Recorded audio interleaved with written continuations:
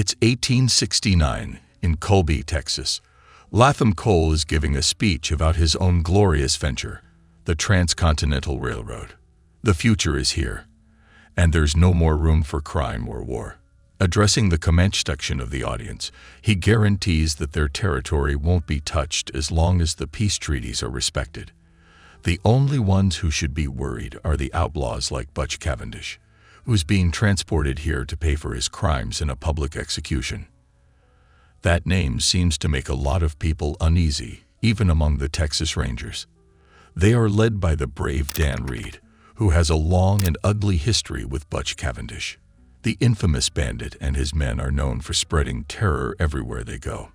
But that's not what's in Dan's mind right now. He's more worried about the new county prosecutor, who's about to arrive on the same train as Cavendish. He also happens to be his younger brother. John Reed is a man of firm convictions, determined to do things by the book no matter what. When some ladies invite him to join their prayers, John explains that the law is his religion. And prayer is not the only thing he must endure during the trip.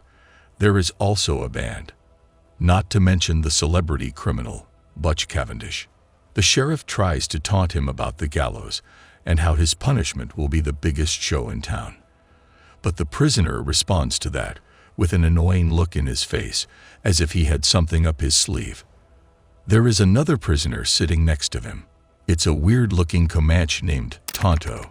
With a dead crow for headgear, he keeps playing with a broken pocket watch, which seems to annoy the sheriff a lot. At the street market in Colby, Mr. Cole is trying to get the usual gasps of amazement from Rebecca, Dan's wife. But she is still unimpressed by the mighty engine. So Cole goes for the easier target, her son Danny.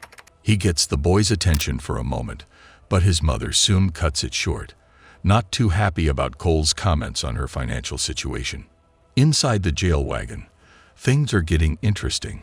Cavendish retrieves a hidden gun right before a bathroom break, and Tonto realizes that can't be good. But the sheriff is too slow to understand the snitching attempts, and that ends up costing his life. The train is then assaulted by the prisoner's associates. Butch himself is celebrating a chance to get rid of the Comanche and his annoying wash. That's when John breaks the door with an axe, giving Tonto the opportunity to grab a guard's gun. With the outlaw at gunpoint, he delivers a short but powerful speech about avenging his ancestors. But the glorious reckoning is ruined by the district attorney. John fails to see that after a Comanche's vowed to remove your soul from the face of the earth, threats like the full extent of the law sound a bit silly. To make things worse, the whole gang shows up after that. They decide that the chains look much better on John.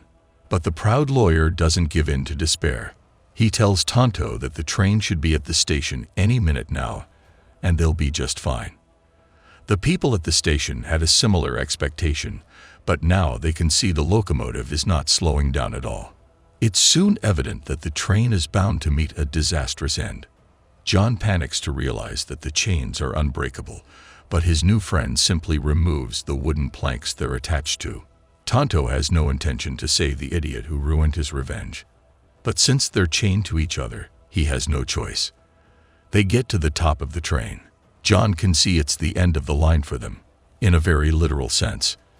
Deciding whether they should pursue Cavendish or save the passengers, they begin to fight. But all they need to become a team is a common enemy, or several in this case.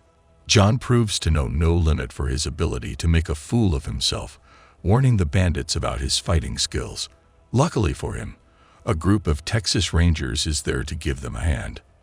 They are led by his brother Dan, and Tonto is surprised to see he actually has some of the skills that are only imaginary to John. The three of them manage to unhook the cars and save the passengers, but now the locomotive is out of control. Tonto and John are still on it as it spreads chaos along the unfinished tracks until finally crashing. Safe and sound, the two besties are now also detached. But for Tonto, that doesn't mean free. John insists he must still take him into custody. Dan gets to them just in time to see him try. Arriving at the settlement, John has an awkward reunion with his sister-in-law. He hasn't seen Rebecca in 9 years, and there's a lot of tension between these two. Little Danny comes in to tell on his dad, who's about to leave again. Suspecting what the Rangers are up to, John protests that even Butch Cavendish deserves a fair trial. He wants to go with them, but Dan warns him that the law looks very different in the real world. That's when Mr. Cole arrives, very upset about the escape. He intimidates Dan, reminding him that the railroad had promised a fun hanging for the nice people of this town. He also sounds a bit worried about Collins, an older ranger who looks drunk. Dan says he's okay to ride. And so is his brother. As John and Rebecca are terrible at hiding their feelings for each other, Dan decides to make him a Texas Ranger too. Better let him come along than leave these two together, right? Off they go then. Just as expected, John struggles to socialize with the other Rangers. When Collins shows him a flyer from an adult entertainment establishment, he asks if it's about dancing, and everyone laughs at him. More than a day goes by until there's a nasty surprise. Collins is sent ahead to clear the path, but it turns out he's a traitor, and this is an ambush. Surrounded by Cavendish men in their territory, the Rangers don't stand a chance. John is the sole survivor, but he's unconscious, so the bandits think he's also dead. Later on, Tonto comes to bury the Rangers, not without checking shoe sizes first. When John grabs his arm, he hits him with a rock, but it's too late. The white horse is here. Tonto believes it to be the spirit horse, and even tries to reason with the animal. He says Dan is the strong brother and a much better candidate for resurrection, but the horse's choice is very clear. So he kindly transports John to a safer spot, where he later wakes up confused and terrified. Tonto explains that he is now a spirit walker, a man who returned from the other side and cannot be killed in battle. He also says that Butch Cavendish is a Wendigo and Tonto himself is a Wendigo hunter. He once had a vision, which prophesied that a spirit walker would come in his aid. Much as John is devastated by what happened to his brother, he's still a law-abiding man and refuses to wear a ridiculous vigilant mask as Tonto suggests. However, he is forced to reconsider when he learns about Collins. Right now, he believes that John's dead, and the mask could help them keep it that way. So, boom. They're a team now. And their first stop is Red's, the place Collins had mentioned before. Tonto has a hard time explaining to the masked virgin what exactly a brothel is. When asked about his own extensive knowledge on the matter, Tonto says it was all in that vision. That doesn't explain how come the professionals know his name and say hi to him, but never mind. Upstairs, the visitors are introduced to the manager as a pair of nosy freaks. Red Harrington is a no-nonsense lady who seems to know a lot about everyone in the area. She has an ivory leg which also works as a weapon, frequently used to keep the customers in line. She says she never heard of Collins. John responds to that by listing the health and safety violations he's happened to notice. It could shut her down. Red is not easily bullied, but she does change her tune when she hears the name of Butch Cavendish. She tells them that Collins was here with Dan a week ago, and they had a huge fight about something they found in the desert. One of the bouncers interrupts them to alert Red about some trouble in the house. People are angry to see an Indian in her establishment. John is shocked to hear that, but she has terrible news to give him. The Comanche have just violated the peace treaty. They have been attacking the settlements. John is immediately worried about Rebecca and Danny. Red lets them go out the back door safely, with the promise they'll make Cavendish pay. He was the one who put an end to her ballet dreams. By the time they get to Rebecca's, it's already too late. But Tonto says this is the work of white men. Indians are like coyotes and leave nothing behind. They hear a woman scream and catch one of the outlaws in double drag. The gentleman tries to explain the situation, but no one cares about the cross-dressing. It's now evident that the outlaws are trying to blame the Comanche for what they did here. John demands to see his brother's family, but that's when the rest of the group comes back and sets the house on fire. Tonto urges John to make a run for the horse, stressing that he should always go first, since he's a spirit walker and all. It turns out that the smartest one saves the day and gets them out. And yes, that would be the horse. Face to face with the attackers, John tells his partner he hasn't fired a gun in years. That seems to be contradicted by a perfect shot, until he confesses it was meant as a warning. Only Frank, the crossdresser, gets away. Next morning, Rebecca is trying to ignore what Butch is saying about her husband's death. That's when Frank arrives with a crazy story about this Lone Ranger and his amazing name. He says his pals never stood a chance against a man like that. They all conclude that it must be Dan Reed's ghost. Surely isn't the brother whose death nobody cared to check. Now, Butch must prove he ain't afraid of no ghost. He chooses to do that by telling someone else to get rid of the family. Someone who happens to be the only one who knows the hostages, and he's even allowed to do it out of their sight. Can you guess what happens? Of course you can. Collins fires into the air and lets them go. At the Comanche border, someone is super happy with the war, as it means all treaties are null and void. Mr. Cole's railroad is now free to go choo-choo over all these inconvenient Native Americans. Yay! Now, was that just extreme good luck? We'll see about that. Right now, Mr. Cole is busy with a bunch of explosive material his assistant is excited to show him. He tells him to put it in a safe place. The cavalry has just arrived, and they want to hear all about that Indian problem Mr. Cole is having. John Reed is having an Indian problem of his own right now. He has managed to get captured while trying to track the outlaws. His demonstrations of knowledge about their culture are met with loud laughter because everything Tonto had taught him is totally wrong. Part of it must have been a prank, but there's something else too. Tonto's mind is not all there, really. Something awful happened when he was just a kid. 2 white men found some silver in the river by his village and asked him where they could find more. In exchange for a stupid pocket watch, the one he still carries until today, Tonto took them to the river's source, where they could find more silver than they could carry. And that was the problem, actually. They wanted to keep the place a secret so they could come back later and take all of it. So they wiped out the whole village and everyone Tonto cared about. The boy couldn't live with the truth, so he created a new one, full of spirits and wendigos and destiny.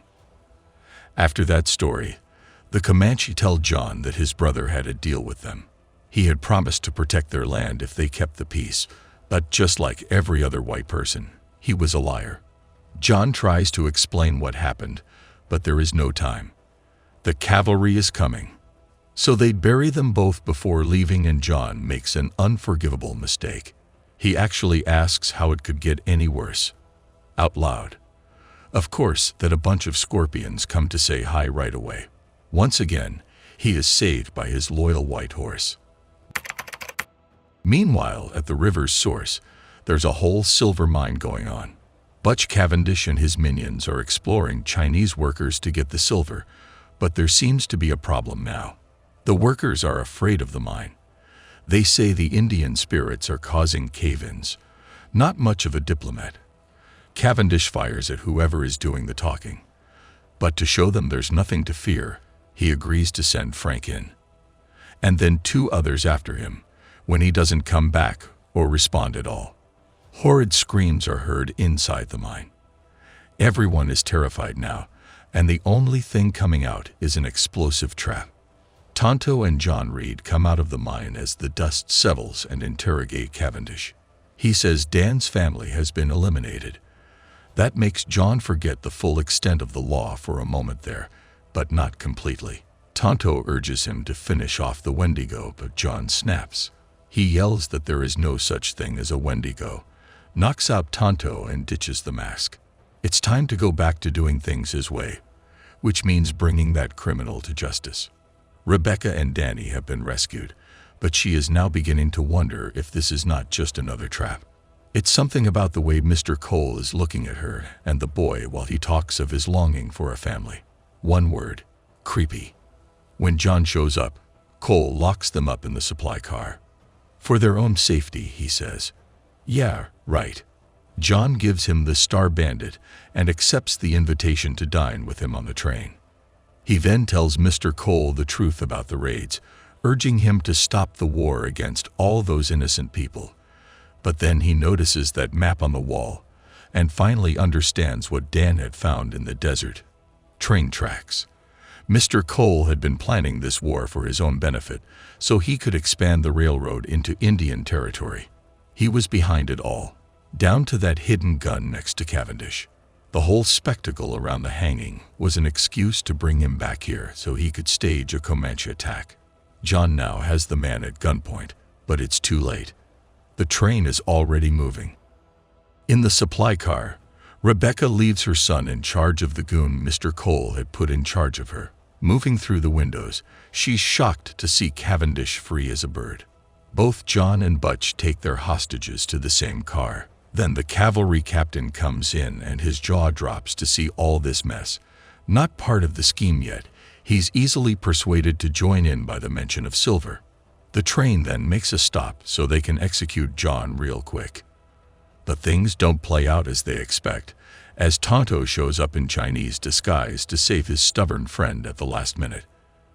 Then, an ominous loon calling is heard before thousands of arrows rain over them. The captain looks up and sees his worst nightmare descending on horseback. The battle begins as the soldiers open fire, and most of the Comanche perish. At the face of such a tragedy, John puts the mask back on. He says Tonto is right, and there is no justice. So days later, they're robbing the local bank, but not for money. When Cole said the explosives should be put in a safe place, his simple-minded assistant put them in an actual safe. John and Tonto used that stuff to blow up a bridge while Mr. Cole is receiving an award from the railroad company.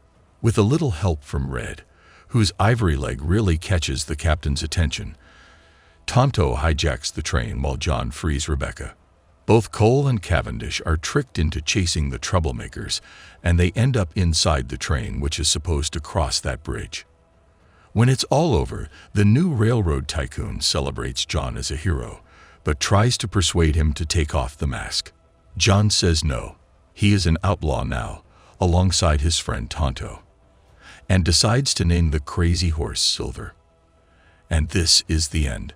This was a recap of the 2013 movie The Lone Ranger by Walt Disney Pictures, starring Johnny Depp and Armie Hammer. So, which villain do you think was the worst? Let us know in the comments below with #CinemaRecap. Until next time.